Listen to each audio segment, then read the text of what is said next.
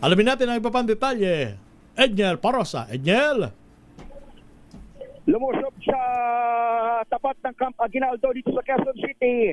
Iba't ibang militanteng grupo ito, Romel at Sister L, upang iprotesta nga yung kung kanilang tawagin ay Negros Massacre. Massacre daw at hindi encounter.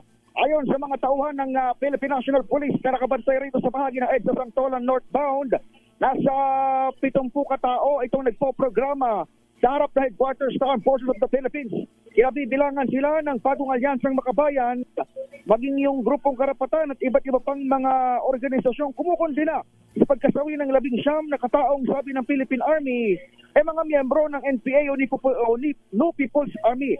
Pag-question nila itong mga grupo na nag-rally dito. Saka pagtataka itong dami ng mga namatay sa naturang military operation. Kasama sa mga nakilalang mga labi matapos ang ulat ng hukbong katiyan na enkwentro ay ang University of the Philippines student na si Alisa Alano at Kabataan Party List nominee noong 2022 elections na si RJ Ledesma.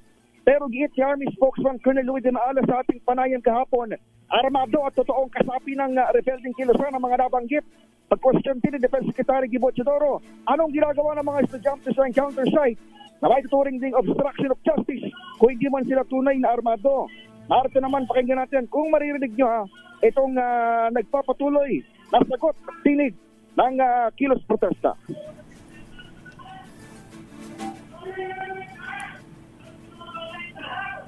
Edniel, medyo lumapit-lapit ka, Edniel. At, Ito. Yan, sige. Alam nila kung anong Yan. hirap na mga magsasaka na walang masaka. Alam nila ang hirap ng mga manggagawa na hindi nakakakuha sa sapat na sahod. Kaya minarapat nilang pumunta sa kanalunan bilang sa buong tapang nilang harapin ang anumang bayolenteng gagawin ng pasistong Estado. Ang ilan doon sa mga sa tinig, paliwanag Pero- itong grupong ito, Lakay Romel. pero, Sa ngayon, kararating. Edniel, nasagot na ba nila yung tanong ng Philippine Army kung bakit nandoon sa encounter site, kung nagkaroon man ng encounter, yung sinasabi nilang mga sibilyan na nadamay sa bakbakan, nasagot na ba ng mga grupo na yan, Edniel? Meron na silang statement?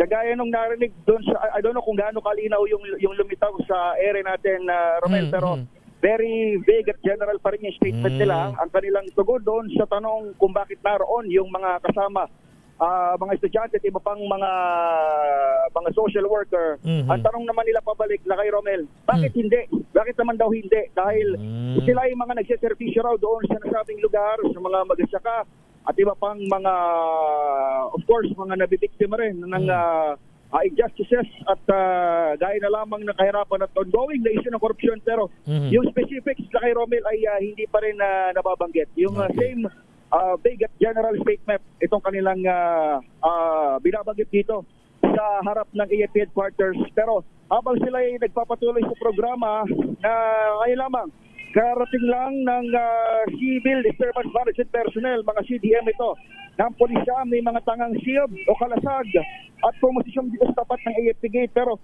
napapansin natin, pawang mga lady cops o kababaihan itong nandito at sakali mang magkaroon pa ng iba pang mga shenanigans dito o sabihin na natin na extracurricular pa, ay ready yung lady PNP personnel. Sa bahagi naman ng mga nagkikilos protesta, tuloy-tuloy yung kanilang pagpapahayag at more or less, ilan sila dyan?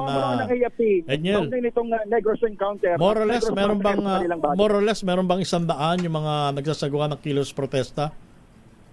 Medyo marami-rami ito, pero yung pagtayo ng PNP na nandito ay 70 persons ito. 70 individuals yung estimate ng nag-rally. Nag-program dito sa tapat ng AFP. Ang numerong ito, Lakay Romel, ay hindi naman naka-apekto doon sa daloy ng trapiko. Itong lugar kung saan sila nag-rally, ito yung huling gate ng Camp Aguinaldo, kumakyat sa may Santolan flyover, patawid sa Cubao, kung manggagaling doon sa may area ng Mandaluyong, papunta sa may Quezon City, sa northbound direction. Medyo may kaunti lang na pagbagal ang mga sakyan, pero hindi naman lumalapas yung volume ng mga rallyista ganito sa bahagi ng EDSA.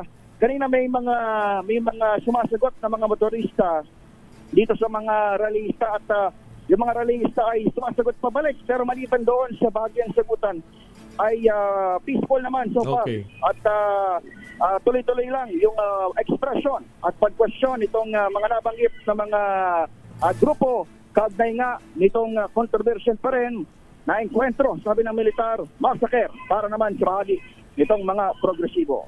Wala Okay. rito sa harap ng AFP headquarters.